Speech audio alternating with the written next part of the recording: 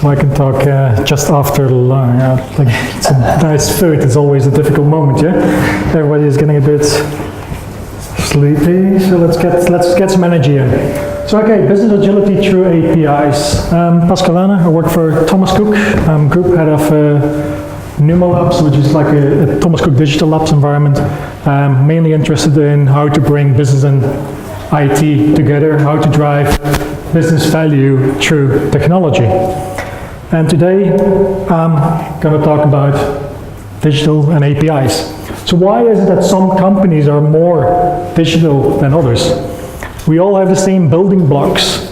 We all use SaaS components, we use databases, backend systems, and whatever. However, some spend millions and are still not successful, and others just go into their little garage and build a multi-billion company. Why is that? What makes that difference? For me, time to market is one of those key components there. And how do you actually look at time to market? Is you just spend cash because you're building something. So as Anthony said, let's do this efficiently. Let's do this in a very optimal way, because we want to be self-funding as soon as possible to then start going to a break even and to really start making money. Yeah? And that's through APIs, and APIs can actually help there. An API first might be an interesting way of thinking if you build a new startup, because there might be other opportunities without the UI which you've been building, because other companies out there might actually use your API and build something on top of you, and you create more value, something you haven't thought about before. So the real-time economy and the values of APIs in it. How long does it take before you get it on your nerves? Quite quickly, to be honest. I'm very impatient. So you call center, you wait for 15 minutes, went to 5 different menu items, you ask your question, you don't get the response you want. The most frustrating bit you can have. So it's all about frustration. Yeah? And for me, the new norm is no frustration is for me an excellent user experience. And how do you build that excellent user experience? And companies like Amazon are actually setting the standard there. One-click buy procedures, customer reviews. Customers actually giving reviews on their own products for other customers. One-day deliveries, delivery in an hour, parcel, giving something back. It's all so easy. There is no frustration. Yeah? And 24/7, just in your hand with your mobile device. But actually I say forget about APIs. And that's the contradiction here. It's not only about APIs. We can build the best APIs in the world. If you don't think about the bigger picture, there will be no value. So how do you actually build that platform? And how do you actually build an autonomy-based architecture to drive business growth and business agility? So let's get a little bit in detail on what do we mean with an autonomy-based architecture. So you have an authority-based architecture where you have one big monolithic application, and typically the changes to that architecture are very expensive. It takes a lot of time, and it's very hard to get new things in. And that are typically those big mainframe kind of applications, which unfortunately still a lot of banks, insurance companies, and others are using.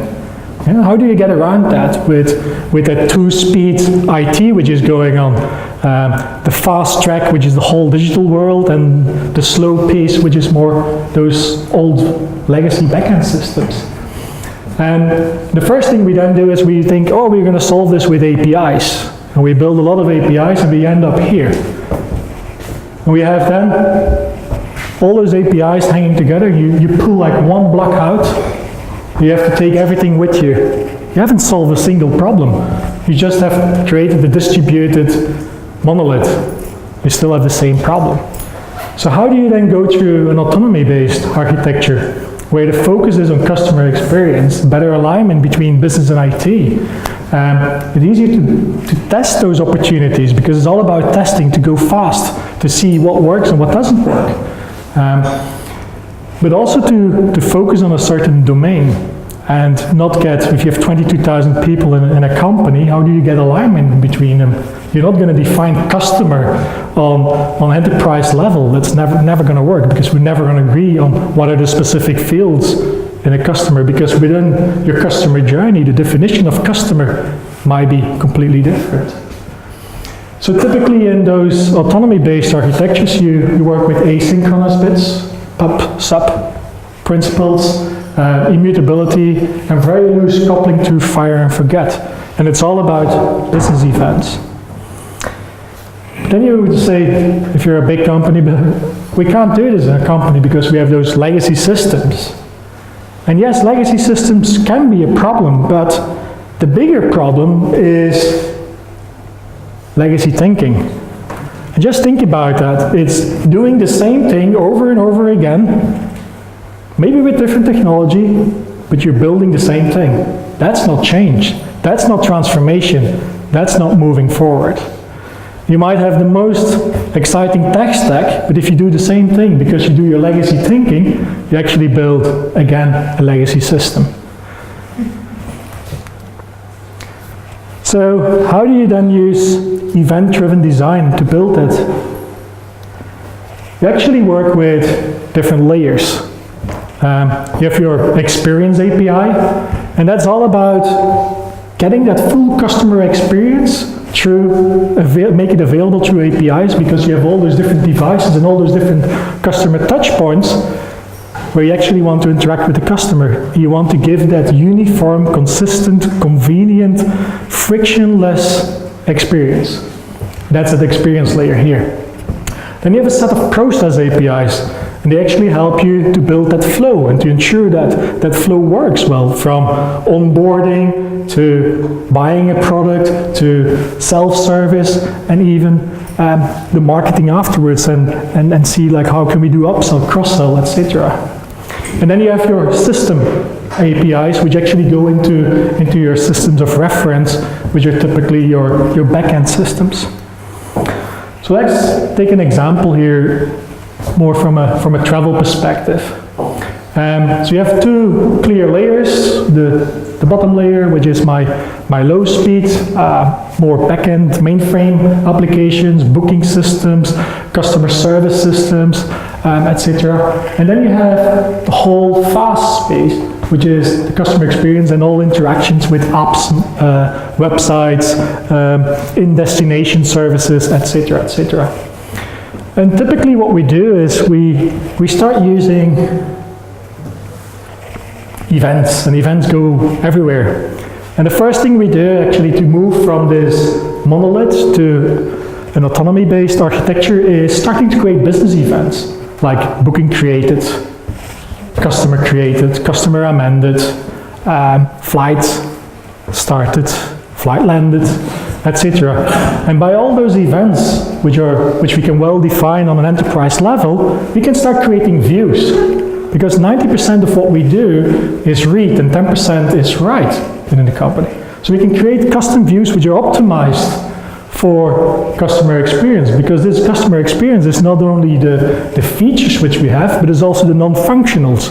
And the non-functional requirements are, I want to show something within a second, because we know that if you wait longer than a second, it will be 10% of your revenue goes down. So there are very metrics, and please Google speed versus what you sell. There is a nice correlation between both, definitely in the mobile world. So for example, my account or self-service can have a set of microservices underneath with their own views, with their own data, to serve our customers, independent from the lower speed system. So if you look at that, then we have this different layers within the organization, and we have an end-to-end user experience responsible, overall different channels. We need a strong product manager with business and technical knowledge, because building that experience layer, even though there are APIs, it just needs business knowledge. And one of the rules there is I should be able to use that experience API within 5 minutes. Because if I can't use it in 5 minutes, then it's not fit for purpose. Yeah? Then you go further, and here we go a little bit slower. We'll probably deliver every week. Here we try to deliver every minute. When something is ready, we deliver it, we deploy it. Doesn't mean it's active, because we can do tests and we can only say feature flag it and toggle it and say like, okay, this is only available for X% of people. In this layer here, we actually communicate between those layers and start building microservices to encapsulate our backend systems. And that helps us to remove complexity. And we can start moving backend systems around without influencing user experience. So that gives you that transition, which is always hard to do. And that's where, in a larger company, you will have to deal with those big monolith legacy systems. So business domain focus. As I mentioned before, it's all about customers can be different in a customer care perspective than in an order perspective or in your pre-book perspective. So just create those bounded contexts and have your team working within that bounded context. And then when events go between bounded contexts, just define them, and that's what we call domain events. And with those domain events, we just send them on a message bus for domain events, and then something can happen, billing, or maybe we send something to hotel fulfillment. So, but we don't have it coupled. This system here, the order fulfillment, doesn't know about that hotelier is going to get a message to say somebody is coming, and doesn't have to know about that. And it's all that loose coupling through events, which makes it a very flexible system. So if you look at that, then everything is about, it's not actually about those APIs which you build, it's about the experience layer, which is supported, of course, by APIs and business events. One of the things we're looking at, for example, is when a booking is made, you can start streaming everything into a different AI or recommendation engine, and then based on that engine you can do personalization, you can start grouping things together, and even though we were not thinking about doing recommendation engines, we can do it because we have the business events in place. So in your next design which you do, think about which events, and it have to be business events, not technical events, you should publish, and just publish them away, store them in an event store, because there will be some usage afterwards. And so that's domain-driven design, can then actually help you to break that complex problem in manageable chunks. The experience layer should also be seen as a product, and therefore needs a product manager. And that product manager role is really key to success. Without that, and you leave the experience layer only to your technical people, you'll have a perfectly technical solution, but it won't bring any value. And that's the risk you have. So it's all about bringing both together, and that's also what Anthony was talking about, to have those mixed teams with mixed experiences, with mixed views on the world.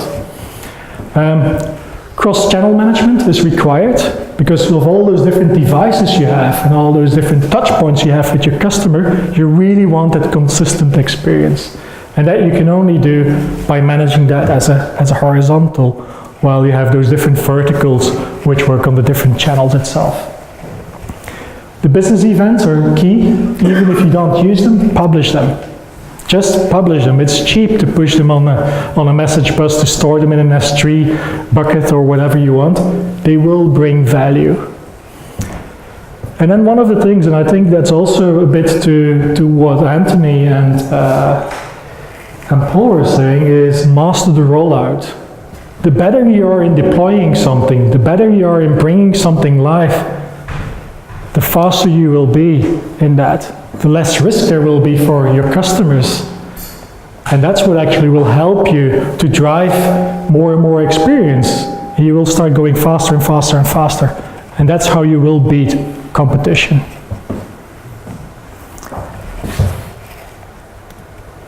There are actually two books which I would really want to recommend to you to read if you interested. And that's domain-driven design. It's book 2003, I think, by Eric Evans, who actually explains the different domains, bounded context, value objects, etc., which allows you to understand how to break down a complex problem in a big company into smaller chunks and how to let them work together. And it helps you to transform the company from being non-digital to digital to maybe running as one of the first. Another one which is really interesting and which I'm actually finishing at the moment is Inspired. Because even though I do a lot of technology stuff, I'm really interested in product and what does it mean? How are people using it? What's the value of it? Is it valuable what we build? Because it's very easy to build stuff, it's very hard to decommission parts. And also with that autonomy-based architecture, you will see that getting rid of features will be much easier because you just don't listen to the events anymore and you decommission certain microservices. So definitely look at Inspired on how to build a good product. So that's basically what I have. I have a few extra slides if you're interested. And if I have time, I can actually go through a mind shift.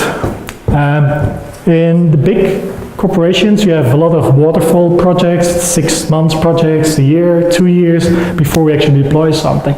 You need that mind shift and say that you start with no direct communication between applications and their services.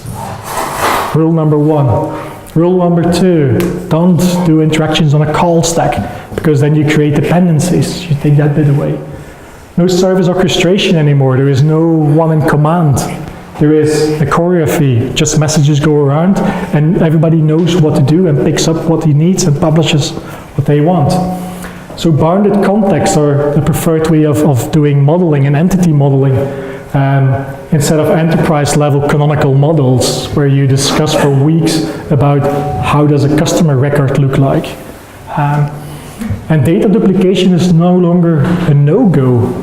It's all about data governance. Actually, data duplication is very good because what you do is you optimize it for the usage. You create the views for a specific need. Typically in larger enterprises, you will, however, not go full event-driven. You will end up with a bit of a polyglot because some of those back-end systems are just way too expensive to replace. If you then look at who's actually, where's its ownership and accountability, and this is my view on that, is that typically everything with integration and systems of records and everything sits within group IT within a company, while everything what is experience and what we call a flexible platform which controls process and views is in the digital space. And that's where the tension is, and that's good, this tension you need, because requirements will come in from the top and from the bottom from a product perspective, from the top from a customer perspective, and they have to meet, and this is where the tension is. And that's where discussions will happen, but that's also where ideas will be generated, and where we can really move things forward. And then of course, things to think about, GDPR, new rule. From a legal perspective, we have to think about how do you manage customer data, what do you do with that, etc. Group IT, your infrastructure network is typically in a group IT perspective, and your operation and support is there too. However, I'm quite a big fan of having operation and support within each of the domains. And then another advantage of doing this is how much does it cost to build this resilient platform. The high availability zone is up here, is in the digital space, but because that's where you want that user experience. So even if booking systems are down, you can build queues. You can still accept bookings. You just don't confirm them yet. When the system comes up, you can process them, you can send confirmations out. And that resilience is key to success, because the more you want to do here of real-time duplication and failovers and everything are just much more expensive down the line than on the top. So therefore, if I could choose, and that's one of those things which are already big discussions within big corporates between portability and functionality when you choose your cloud provider. Portability, everybody says we don't want vendor lock-in, we don't want to work with one cloud provider. So you start building very generic things. While on the other hand, when you look at functionality, you can really look at the developer and make the developer also happy. And yes, you might have some vendor lock-in, but that's only temporary because it should be easy to move something around, but you only do the work when it's really necessary. So there goes my choice to functionality, and I would just choose a single cloud provider and start going with it. That was the extra bit. Thank you very much. I hope this is useful.